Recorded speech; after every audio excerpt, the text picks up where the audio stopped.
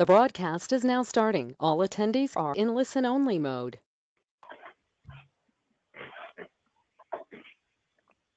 Good afternoon, everybody. Thank you for joining today's webinar. My name is Paul. I'm co-founder and joint CEO at Sagittarius, and I will be your webinar host for today. Just a little bit of context here. Recent times have accelerated digital transformation, and the need for manufacturers to have a direct-to-consumer proposition is more urgent than ever before, one could argue.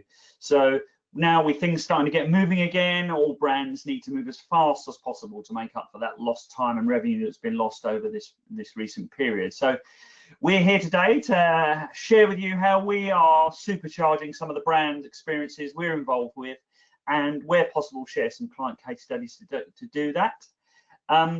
So I'm joined today by two speakers. Natalie, if you want to move along to the next slide. Brilliant. Yeah, so I'm joined by Natalie, also from Sagittarius. She's head of site core and optimization at Sagittarius. And we also have Vipul Kothial, who's an enterprise solutions architect from our friends at Rackspace Technologies. So moving on to the agenda for today, here it is. Here's the running order for the day. I mean, the next half an hour. This should only take about 30 minutes with a bit of time at the end for some Q&A. But if you do have any questions, I would love it if you could put those questions in the right. If you're on the GoToWebinar app, you should have a questions tab on the right hand side. You can put your questions in there and we will try and address those as much as we can at the end.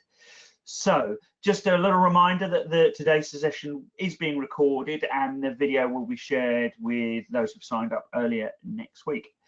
So Natalie, over to you, I think. Perfect. Thank you very much, Paul. So just quickly to run through the agenda of today, of the next hour, half an hour, I should say, sorry. So to start off with, we'll just run through a very quick intro to Sagittarius and Rackspace. We'll then walk through a few slides around setting the scene. We'll discuss joining the dots and what that means, and then how we can leverage that for delivering amazing customer experiences. We'll then follow on with some Q&A and then come to a close at the end. So to start off with, who are we? So Sagittarius, we are an agency. We specialize in site core development, engineering and optimization, but we also support other experience platforms, other experience optimization around that. So we kind of fit within three key pillars around strategy, experience and engineering. In terms of strategy, we focus on high performance plans that generate rapid ROI across businesses, whilst the experience team work on building data and insight to optimize marketing activity, grow commerce and win repeat customers. Equally, our engineering team are leaders in the Sitecore world, digital experience platform, and we offer world-class innovation and future-proof development. And ultimately, the combination of those three together turn into a digital transformation underpinned by a remarkable team here at Sagittarius. To give you an overview in terms of our clients, specifically in the construction area, we have a series of clients from floors to ceilings, quite literally. We work across multiple sectors, but we focus primarily on construction, and equally we also touch on travel as well. And they have similar challenges with regards to the complex integrations and the way in which we're delivering products to consumers or to B2B audiences as well. So, for example, we work with companies such as Baxi Boilers, Canal Flooring, Canal Plasterboard, Cardine Flooring, Jackson's Fencing, and Bristan Taps, along with other global companies that sort of are the umbrella brands of some of those brands.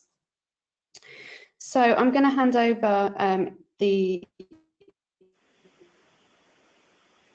over to Vipul now to give an introduction to Rackspace. Hi, good afternoon, everyone. This is Vipul. I'm an enterprise solution architect at Rackspace Technology. Rackspace Technology has been doing multi-cloud transformations for the last 20 years. We have a very simple mission. We embrace technology. We absolutely are excited about the possibilities that technology can enable. We empower our customers on their various transformation journeys, and by doing this, we help deliver the future for them. We work across. Let me go to the next slide, please. We work with some of the leading organizations across the world. These are some of our EMEA customers that we are enabling across their multi-cloud transformation journeys, from leading drinks manufacturers to the leading retailers, to leading car manufacturers, to leading FS companies. We partner across the life cycle of a public cloud, private cloud, hybrid cloud transformation. Thank you, Natalie. Back to you. Thank you, Vipul. Okay, so just to kind of set the scene,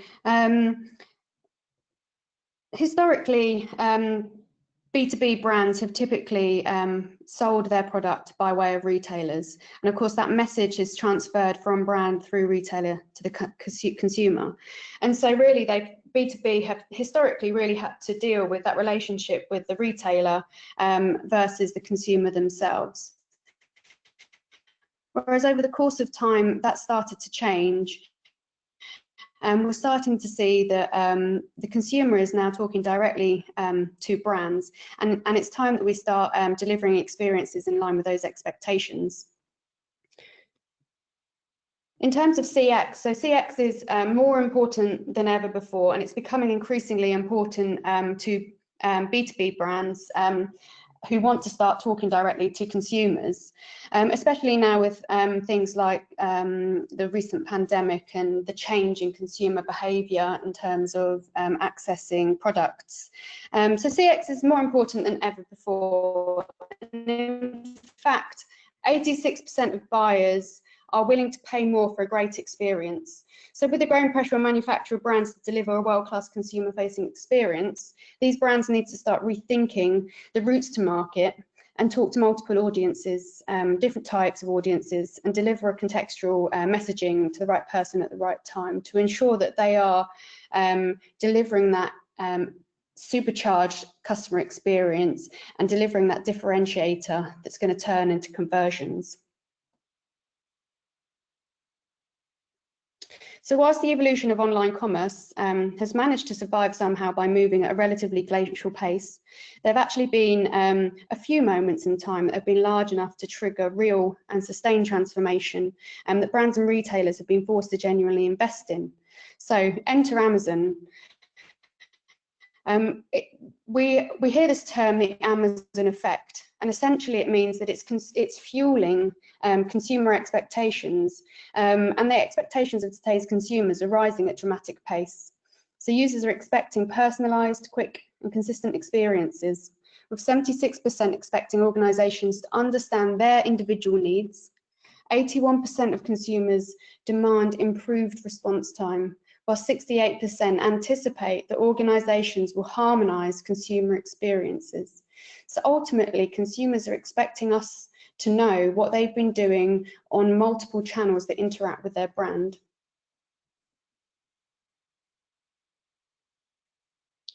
In the same regard, the effect of COVID-19 has forced brands to listen up. The annual manufacturing report in 2019 found that 81% of UK manufacturers were ready to invest in new digital technologies to boost their productivity. You may well have seen this image on the right-hand side, where it depicts that COVID-19 is essentially the catalyst for that digital transformation. And Forbes have suggested that we're expecting to see a 5-year shift in innovation in merely 18 months. Whilst home delivery and click and collect has moved from becoming a convenience to a necessity, and touchless is now essential. So it's imperative that brands adopt these new ways and new requirements from consumers to ensure that they really are delivering against those expectations.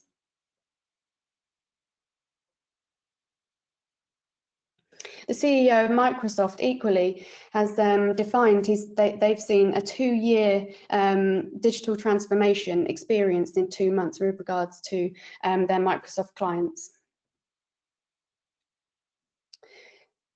Customers of all types and all age groups are now being forced to move online to shop. And the result of that has been queues from grocery stores to the DIY stores, from Ocado to Morrison's. And for those retailers that are set up online in the manufacturing space, they too have been subject to virtual queues and unable to meet the rapid increase in demand. So what this means is that it's actually opened up opportunities for other brands to soak up that demand, with some of our clients seeing their strongest ever figures during the last few months relating to revenue, new customers, and average order value. For those manufacturers of ours that have already invested in incremental CRO improvements or digital transformation programs, they've started to see direct consumer relationships and conversions improve and jump from 300 to 400 to even 600% increases in inquiries, repeat visits, and in revenue.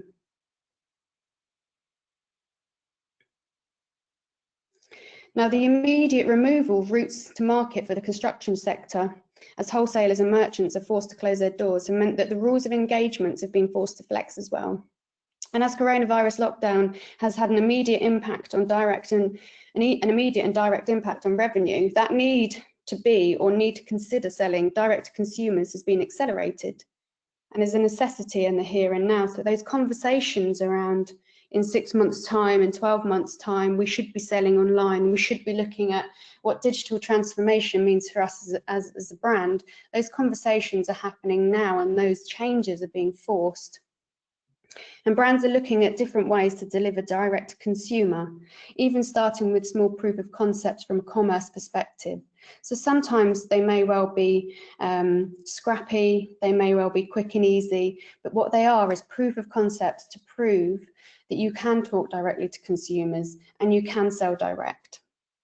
It's forcing brands to take a real hard look at some of those antiquated systems and processes that have been putting them off and putting off digital transformation in the past 5 to 10 years. But it's more than simply taking decisions and making decisions around delivering great CX. And it's more than simply crafting an e-commerce offering, whether it's scrappy or otherwise. Delivering a supercharged customer experience requires investment in several areas, and a good place to start is by joining the dots. So taking a real honest look at the component parts that allow your business to accelerate or those that simply hold you back. And it starts with a solid foundation that can support the ever-changing demands and ebbs and flows of consumer demand, such as we've seen with the DIY sector recently. In this graph, you can see that leaders in CX have identified themselves as investing heavily in cloud-based tech stacks. And it's really that's enabled them to be agile. A significant challenge for most manufacturers and construction brands is the lack of that appropriate digital infrastructure and internal skill set. And I'm now going to hand over to Vipul, and he's going to give you some more information about that.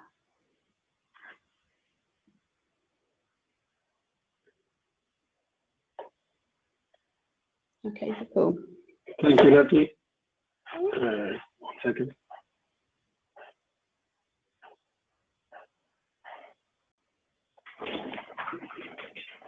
Thank you very much.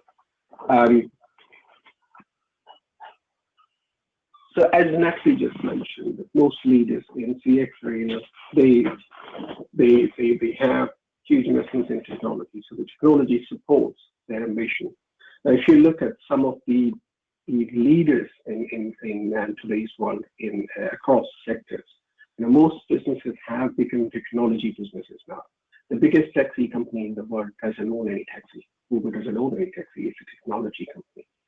Similarly, the largest hotel company in the world doesn't own a single hotel, Airbnb. However, it enables that. Its technology enables it to be the biggest company in the world, hotel company in the world. Similarly, you have examples of some companies who did not embrace technology and are now extinct, like Kodak or BlackBerry, for that matter, or Nokia. Now, coming back to the COVID situation, Gartner this last month did a survey of some of the industry leaders and asked them about what do you think is your weakness and what are your strengths? And unsurprisingly, they believe that their strength was employee resilience. Over 40% of them believe that employee resilience is their strength. And over 66% believe that their technology infrastructure is not up to the job. And not surprisingly, it hampers them developing any creative solutions for their business, which also hampers the decision making in their business. And this is while this is a small sample of leaders, this resonates across industries, across various verticals.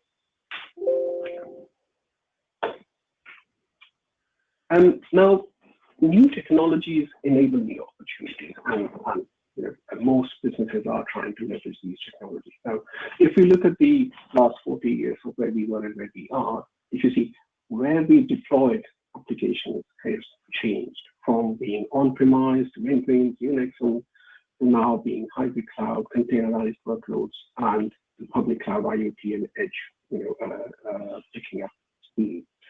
Now, where we deploy has changed. At the same time, what you deploy has also changed from the old traditional monolithic applications to now microservices-based architectures and to serverless and function as a service kind of solutions. So what you deploy has also changed.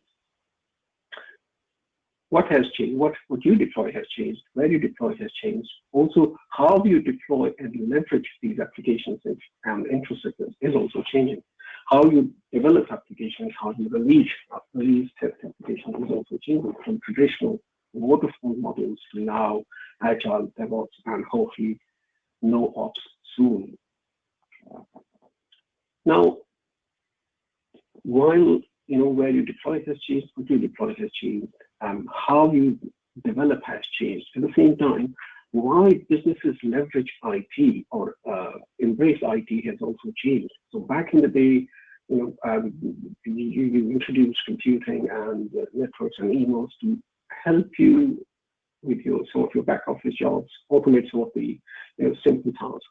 However, now CIOs sit in the boards of most organizations and influence how the business progresses in future, because technology is center of the future of their business transformation. So if you want to leverage new business models, you want to leverage new channels, you want to get more from your data to stay ahead of competition, you are leveraging or leverage various technologies.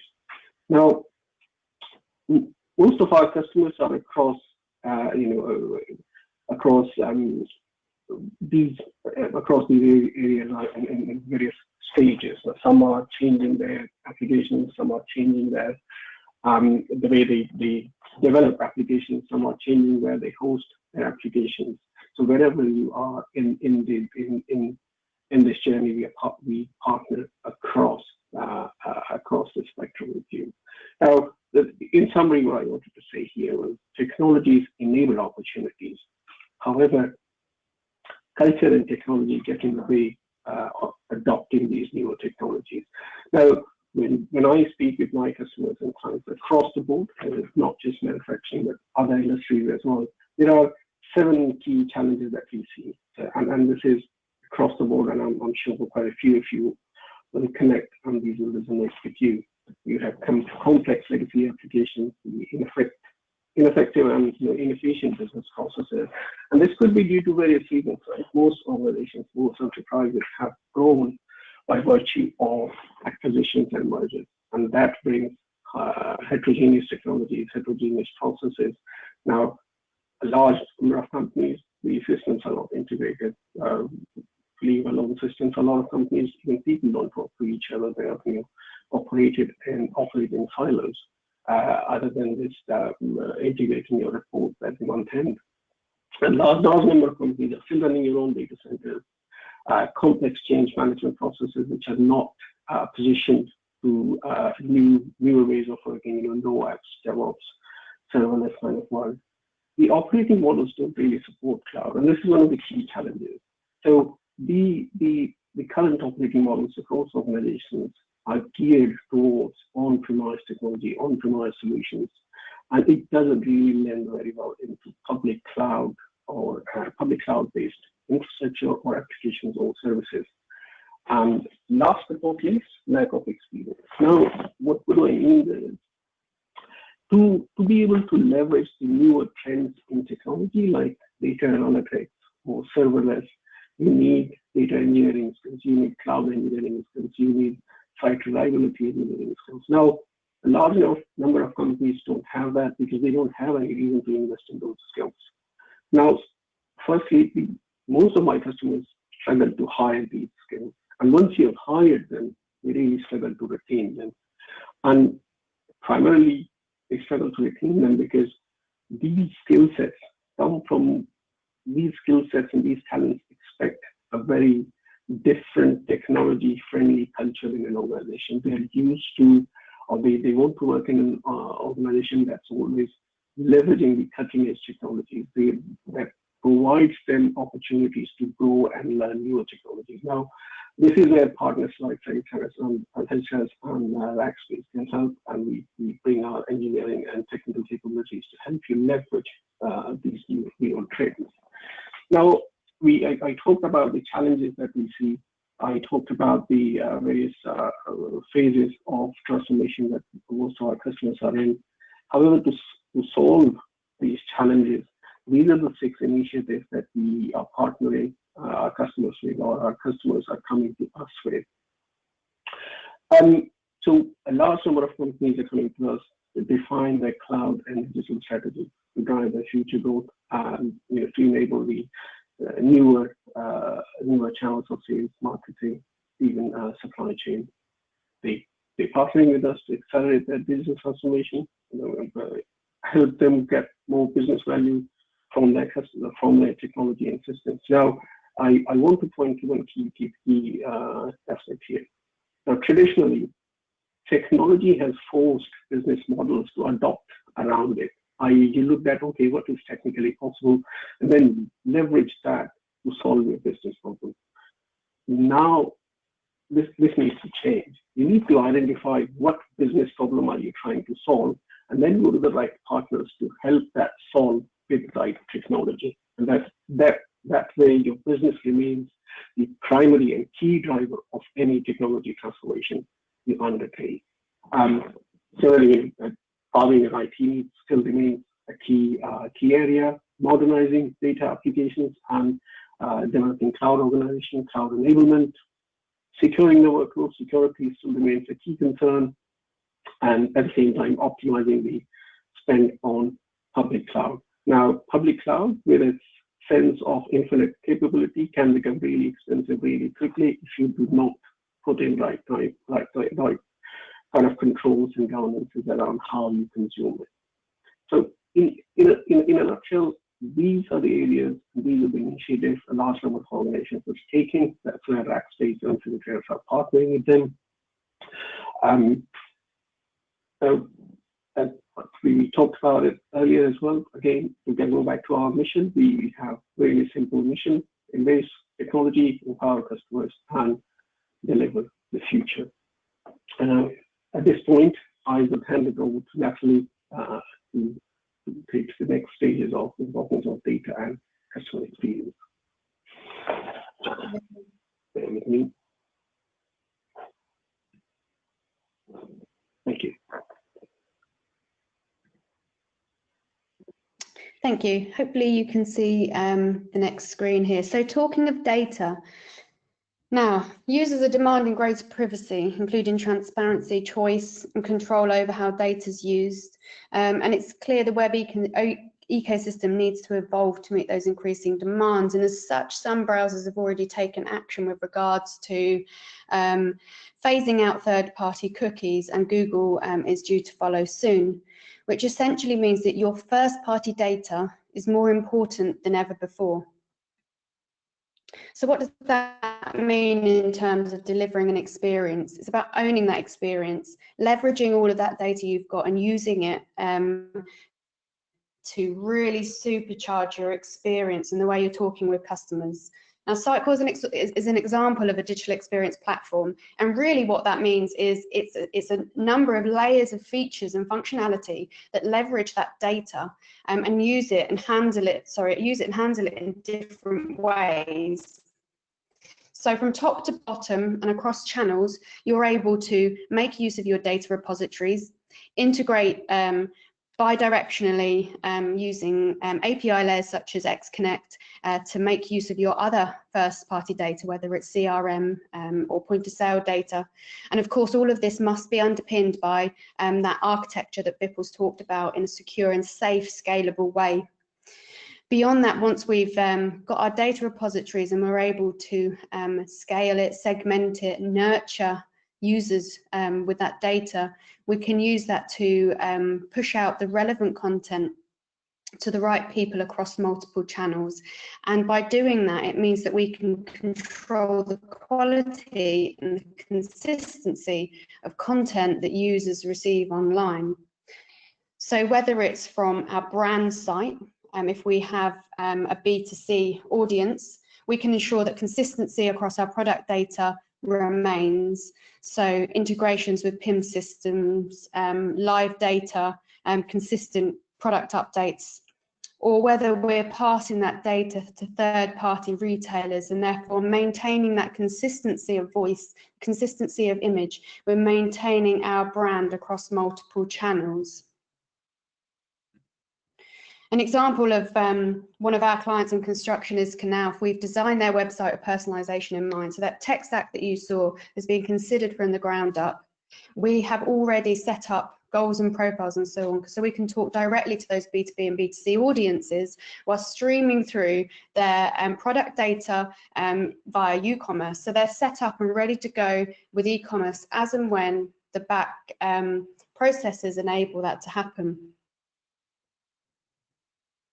But beyond the accuracy of product information and the stability and scalability of infrastructure, how else can brands supercharge the experience and drive contextual experiences? It starts with voice of customer. And voice of customer has never been more important, and that speed of change is rapid and we must respond. Maintaining a strong customer experience in a crisis requires rapid research and understanding, changing dynamics and pain points so that we can be agile in our innovations to address them. And through even fairly basic analytics, manufacturers can learn so much.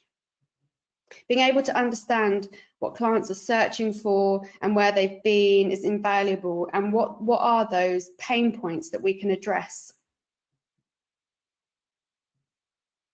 We carried out some research with brand X here, as you can see, to determine how the brand was perceived by both B2B and B2C audiences. We asked, how would you rate brand X, your most recent interaction with brand X? And visually, you can see that the experience was polar opposites. Now, it's worth remembering at this stage that ultimately it's the end consumer that both pays for the experience and the product and service. But it's important that we can use this information so that we can affect change rapidly. Equally, we asked them in one word, how would you describe X brand? And you can see from a B2B perspective, we've got really positive sentiment. And from a B2C perspective, that sentiment, again, is the polar opposite. So whilst this might seem alarming, it's actually delivering really, really valuable insight that we can take knowledge-based decisions and actions on. And again, using the Net Promoter Score, the two audiences were asked how likely they were to recommend the brand. And again, we've got opposites. In this instance, the brand's primary focus is comms aimed at B2B. But imagine if that B2C audience had the same level of service and refocused comms. Now, it starts with data. We've talked about data. We've talked about infrastructure. Having that data available to us is paramount, and there's different types of data, and that data builds up over time. So whether it's explicit data, the stuff that's obvious, we know it's apparent, or the implicit data, the implied stuff, as people move through your site and they start to determine the type of user they are, the type of profile that they match. Let's take this example of a B2B and B2C user journey. From awareness to advocacy, people are moving through a particular journey, and they may well be triggering different goals and pages that relate specifically to B2B brands or B2B content. So we can start to identify those different audiences and profile them accordingly, whether they're a DIY painter or whether they're in construction. Customers expect this personalized experience, and we can identify those different users based on the profiles and goals that they're triggering throughout their journey. B2B brands have different needs. So let's consider somebody working in construction or a merchant. They're looking for they've got various pricing tiers that need to be accommodated according to the different audiences. We've got repeat purchase, we've got different drivers and different content needs. So it's imperative that we're able to make use of that implicit and explicit data, the goals and the profiles, and we can personalize directly to those audiences.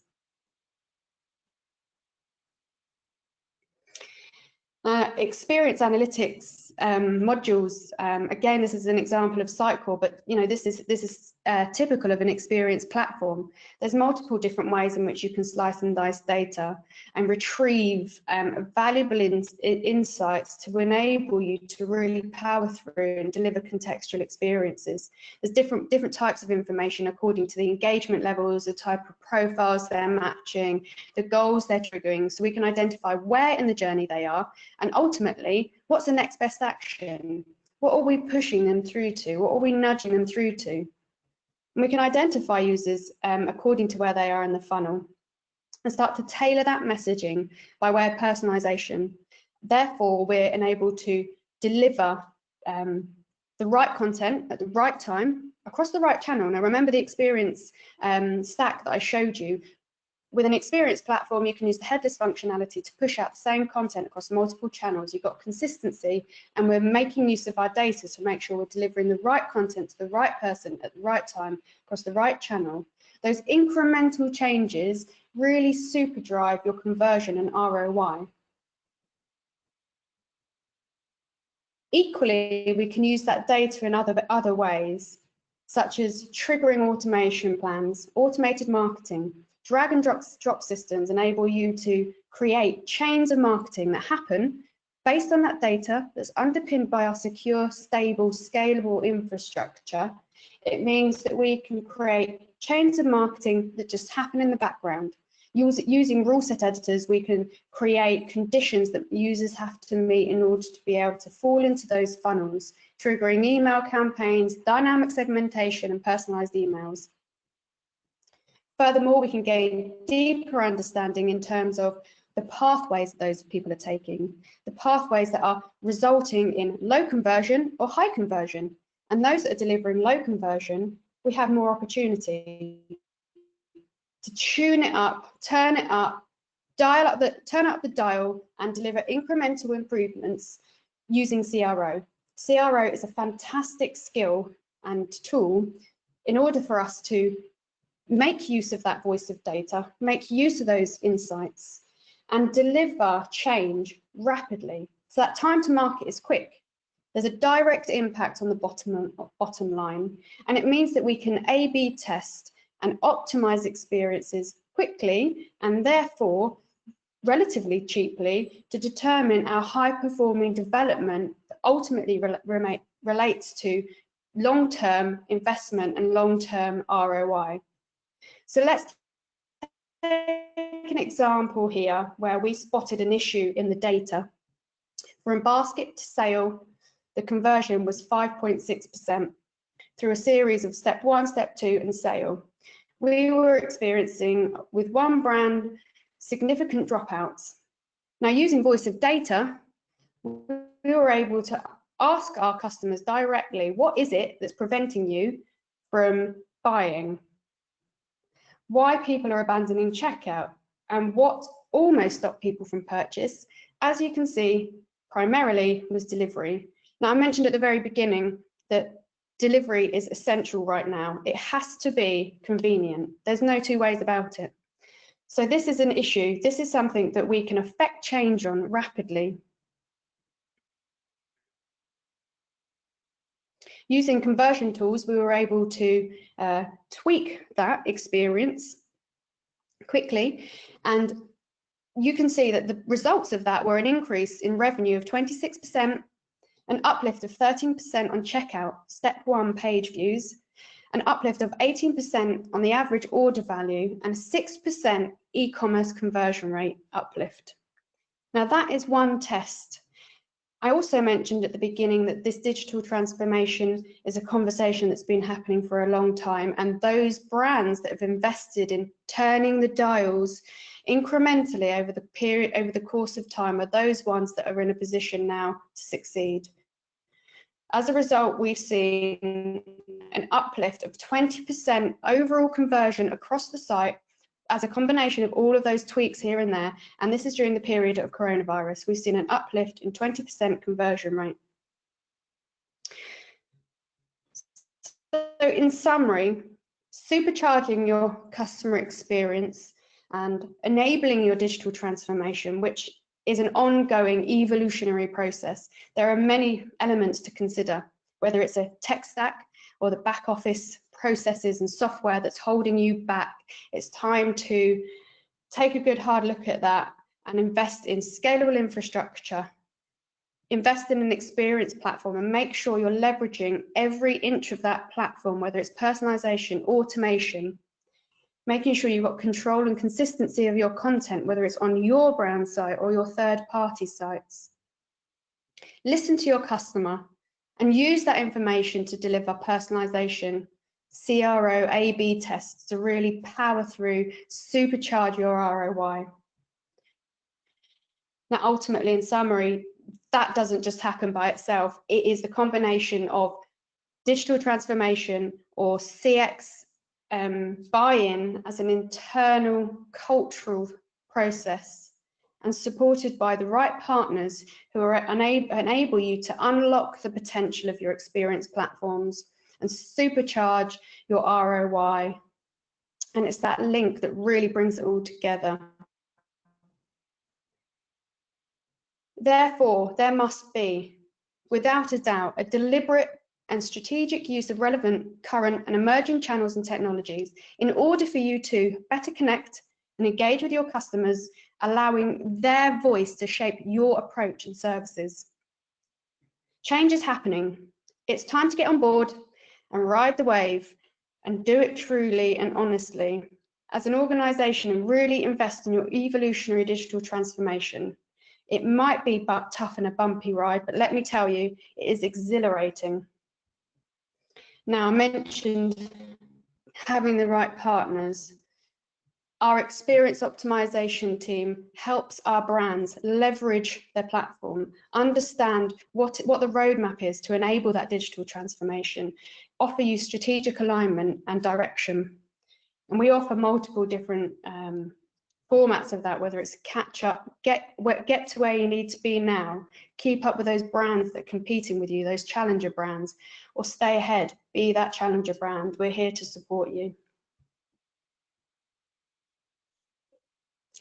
So I want to thank you very much for your time from myself, Sarah, Paul and Vipul. We have a white paper talking about how manufacturing brands are rising to the challenge of B2B and B2C digital transformation. I advise you go read it. We've got lots of great blogs on our website as well.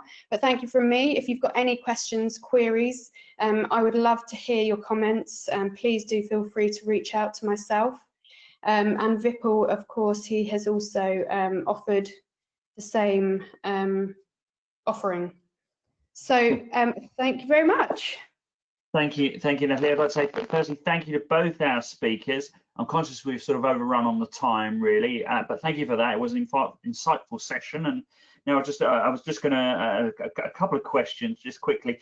So Natalie, the last bit there, you were talking about strategy and making sure you've got a plan, etc.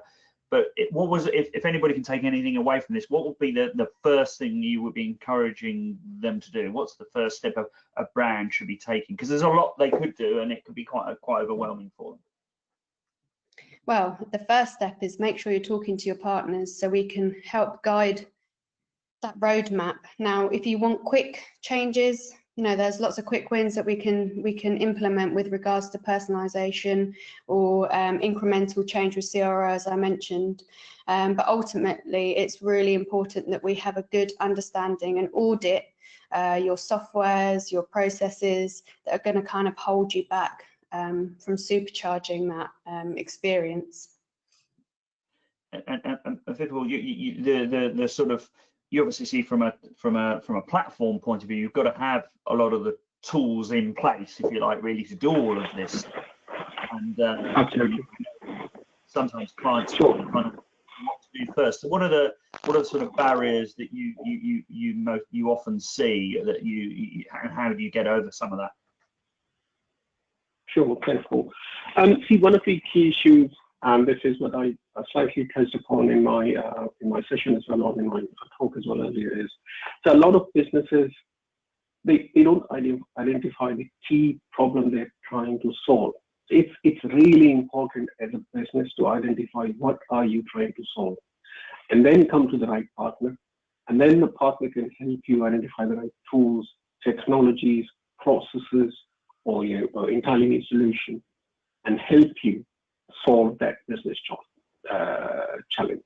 Now, most of our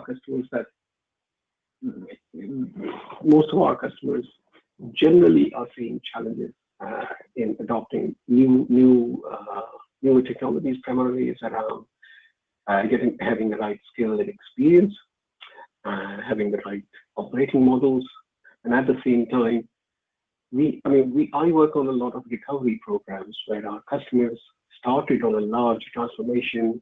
They engaged with someone with huge people strength. However, when it came to delivery, the delivery was not up to speed or up to the expectations. And we recover a lot of these programs.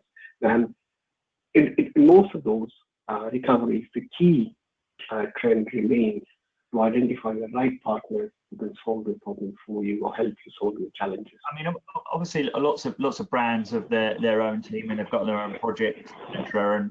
And but what are the sort of, where's the knowledge gap, the skill gap that you see that is where a partner is needed? Because obviously, if you're trying to tell our CTO that you can solve his map,